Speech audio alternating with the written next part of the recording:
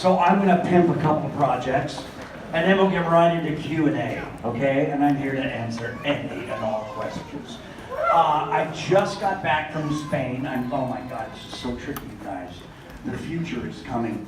I just worked on a virtual reality project called Campfire Tales for Alexander Aja, and for those of you who know, his connection to me is he was the one director approved of by Wes Craven to do remakes, and he did the remake of The Hills Have Eyes. This guy's really fantastically talented. He did a movie that I highly recommend on a lot of levels, but it's got one of the best new, interesting young casts of unknowns I've ever seen, except for Daniel Radcliffe. It's called Horns.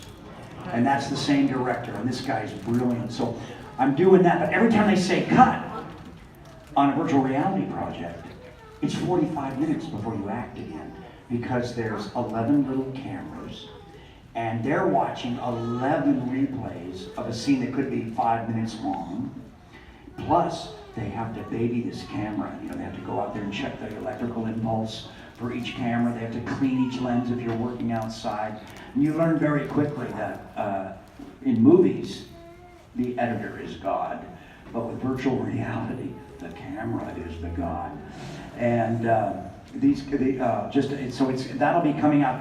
You know, we don't think that virtual reality narrative will replace as far as virtual reality can go with gaming. I think gaming will be the main thing that virtual reality is used for, that and perhaps biotech, rehabbing people with virtual reality.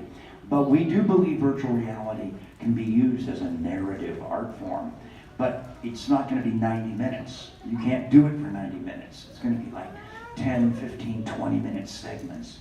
But what's great is you can revisit. That's how an old man bends over. You can revisit the story.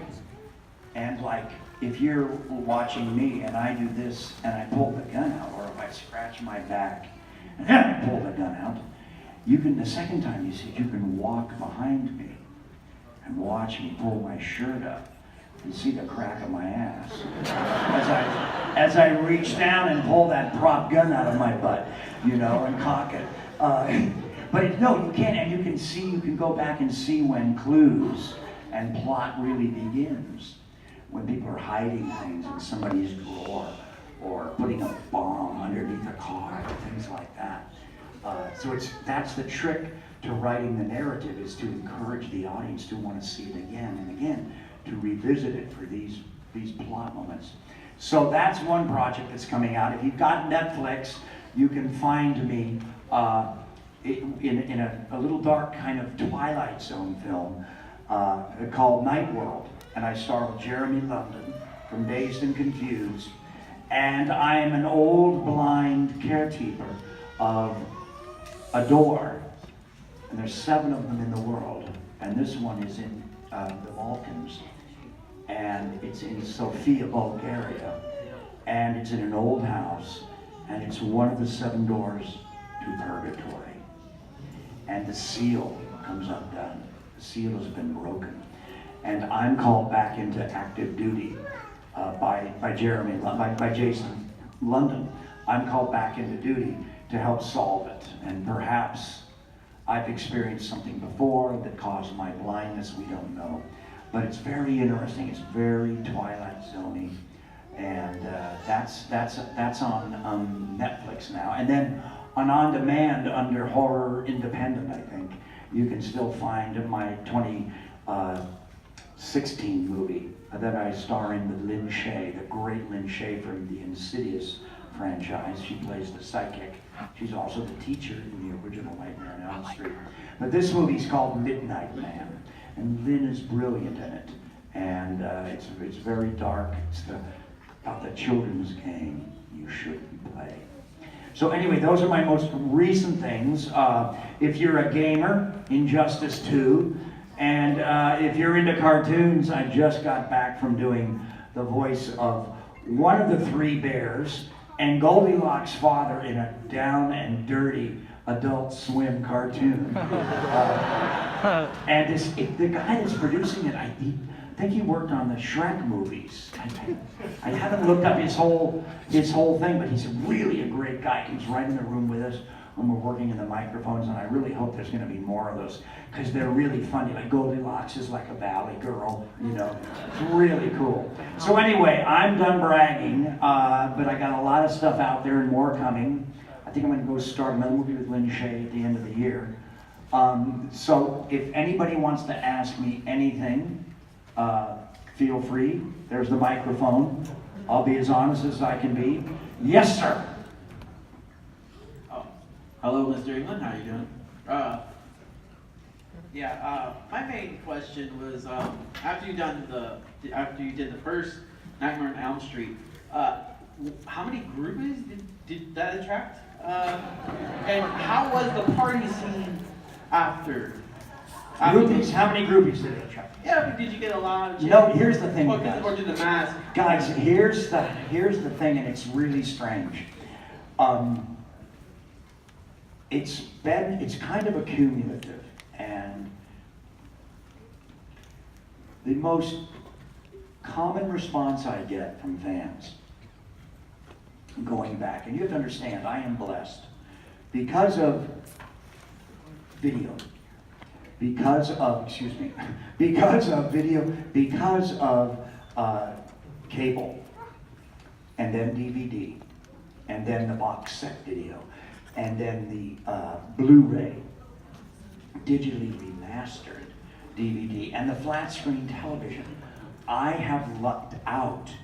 I'm on to 3 generations of fans now.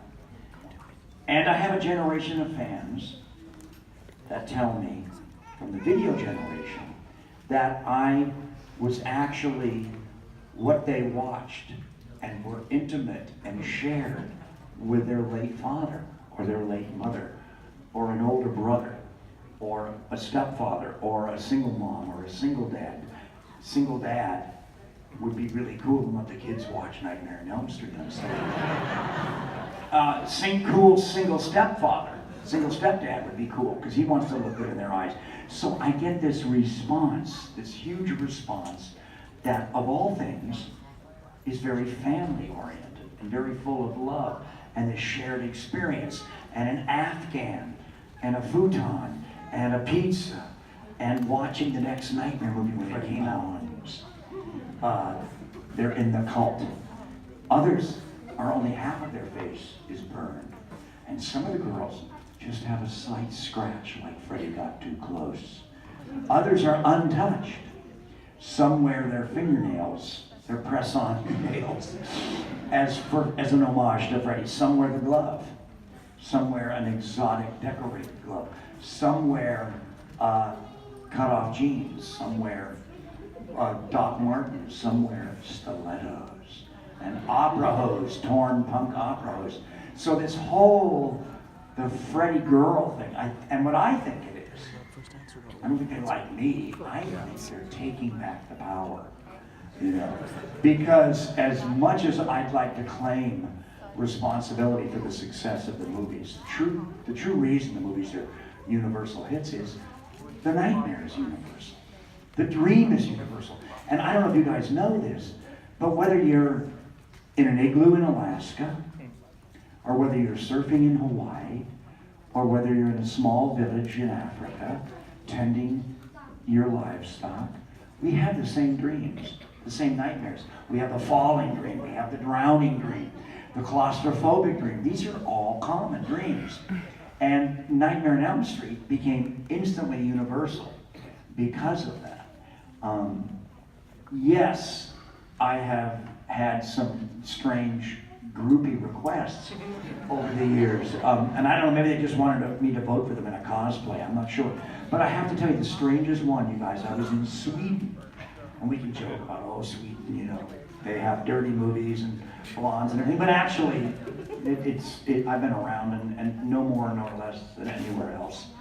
It's a great society. I'm Swedish, I'm half Swedish. But I had many women, girls, come to me in Sweden that were kind of like next generation goth. And I don't know what they expected. I think my wife was sitting 2 chairs away. But there was an obvious approach there. It was very, very, very kind of interesting. But I'll give you a groupie thing. When I did V, and I was Willie, the good alien, I got fan mail. I got more fan mail than anybody on the show from older women, dare I say MILFs, older women that wanted to mother me. And the network literally didn't know what to do, you know? So they kept giving me these older girlfriends on V. These older women that like I would protect, or they would protect me, or I would be involved with. Some of them were wonderful character actresses from Hollywood, but that was that's the strangest response of all of my roles that I've ever had. And I did an episode, you guys are way too young to remember, there was a TV show with, not Halle Berry, but Harry Belafonte's beautiful daughter. God, she's gorgeous. Sherry Belafonte. It was called Hotel.